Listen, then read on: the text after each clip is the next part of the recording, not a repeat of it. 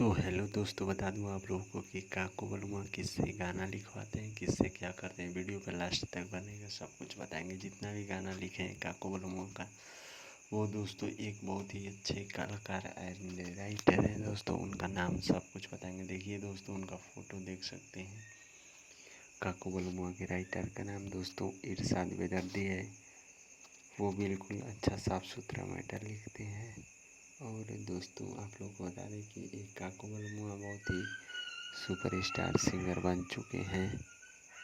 और उनका सॉन्ग आप लोग जाके यूट्यूब पे मार के सर्च सुन सकते हैं दोस्तों। आने वाला एक से एक सॉन्ग काको बलमुआ की आवाज़ में दोस्तों लिखते हैं इरशाद बेदर्दी और म्यूजिक देते हैं विकास बिहारी। और लॉन्च होता है फास्ट हिट म्यूजिक से। जितना भी अपडेट आता है सब हमारे चैनल यूट्यूब संगीत हिट न्यूज को सब्सक्राइब कर दीजिए, सब अपडेट मिलता रहेगा। वीडियो लाइक कर दीजिए, चैनल को जरूर सब्सक्राइब कर घंटे पर